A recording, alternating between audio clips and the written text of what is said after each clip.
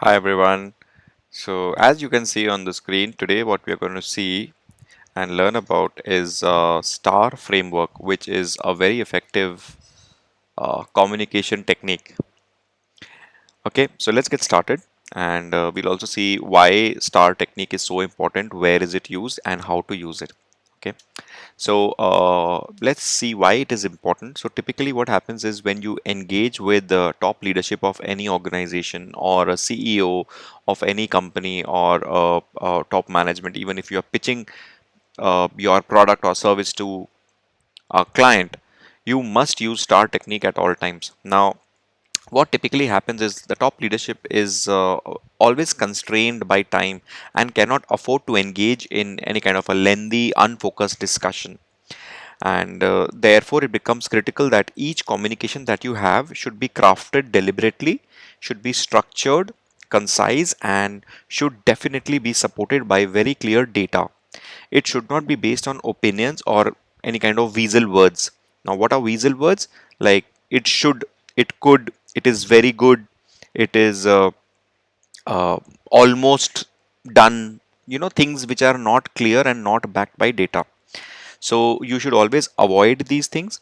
And okay, so next stage is what do you do for this? Basically what we can do here is use the star technique, which many companies like Amazon and Google also use. Okay.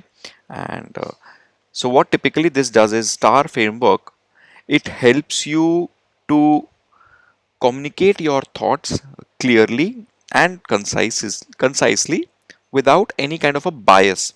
It focus it has its focus on structure and has data backed statements rather than vague opinions or unnecessary jargon. This framework will help to eliminate any kind of a subjective opinion that you might have and will present the facts, enabling the leadership to understand the situation quickly and also deep dive further as required. They will quickly make an informed decision basis what you present to them in the star format, and will help them to explore the issue further and make necessary recommendation. Okay, so what typically happens is you are helping the top management folks to quickly understand the situation and therefore make a recommendation. Okay, so now let's see what is this star. Why am I saying star? What does this star acronym stand for? So basically, like you must have seen, it is situation, task, action, and result. Situation is typically what kind of a situation is this, what where you will highlight what problems you are facing. Task is where typically a goal that you are trying to accomplish. Action is what all will you do to achieve that goal, and result is what is the expected impact or the result in numeric terms. Now that numeric terms could be cost savings, time savings, or any other quantitative measurement. It could also be qualitative improvement, but you have to clearly define how would you measure that qualitative improvement as a result. Okay, so let's understand a little more in detail. So if you look at this, this is the star framework, and it is composed of four key components. S is for situation. Now what we do here is we clearly describe the specific challenge that the team or you or the customer is facing, and they explain why it matters, why is the problem important in the first place. Okay, you have to focus on the context and the significance of that issue, often highlighting the challenges that uh, are there. Okay, you may also include challenges as a sub part of situation. Let's see this example. It says that our team is facing a backlog of customer orders due to supply chain disruptions, and timely order fulfillment is crucial for maintaining customer satisfaction and thereby meeting quarterly revenue targets. It's a very clear situation problem. Okay, Now let's see what is the goal or task. We clarify the specific role that you will have and outline what will need to be done, specifying the goals clearly and why they matter. We can also include measurable metrics to track the project success. So this will basically tell how would you define whether the project is successful or not. Okay, at the end of the entire activity, you will want to know whether you have succeeded or not, and this is where that is defined. So let's say you define it like in the example below.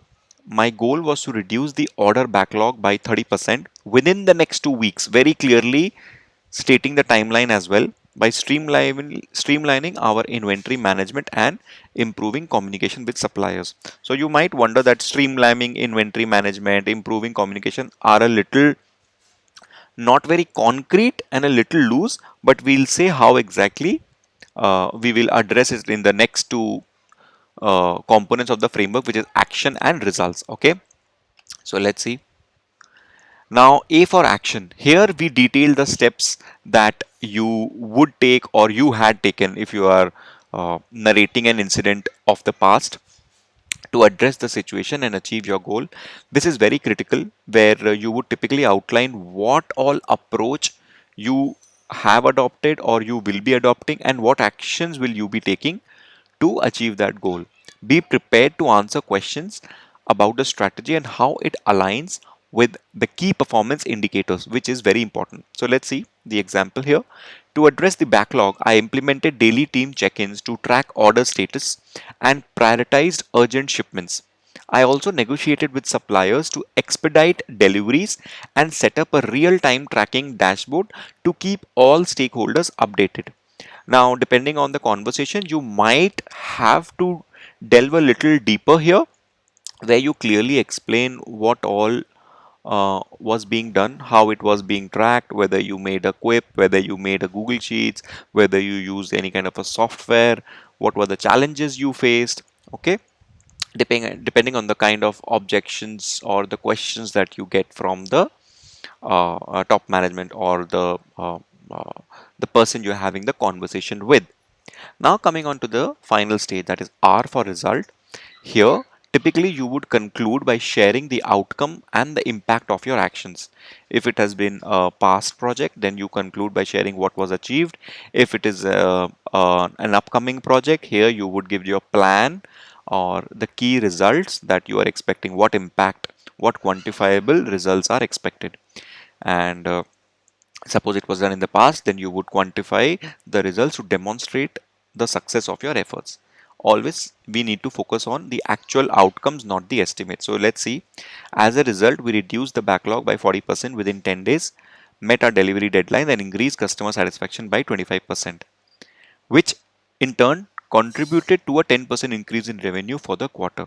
So let's say if we are talking about increased customer satisfaction by 25%, please be prepared to highlight how it was measured, how it was tracked, how did you arrive at the 25% mark. Okay, now let's see some of the other key impact metrics that could also be part of the results. So it could be cost savings, where you demonstrate the financial efficiency or kind of reduced expenses. You highlight revenue generation, like how your actions contributed to the bottom line. You highlight improvement in speed or efficiency, which talks about your time to market or go to market speed was improved. What had initially been planned to be delivered in suppose 3 months, you were able to do it in 2 months. That is a clear indicator. Customer impact, showing how your actions benefited the customer. Let's say if CHI or the customer happiness index improved, then that can also be highlighted. Then quality improvements, demonstrating enhancement in product or service quality. This is a little tricky area where you need to be very careful how exactly the quality improvement was brought about. You might want to quantify that, otherwise it will again shift into the region of being an opinion. And finally, I'll say that if we constantly adhere to the STAR framework, we are able to present our ideas in a far more concise, structured, and a data driven manner, which enables decision making by the management. And this clearer communication will eventually make you the go to person for any kind of presentation, communication and would also enhance your visibility in the company, which is critical for the leaders to give you greater responsibility as you move forward in your career. Or let's say if it's a client, it becomes much easier for the client to give you that deal when he understands the issue and your plan in the star format. Okay. Finally, I would request you that if you have any questions or any kind of comments that you want to share, please feel free to comment down. Thank you.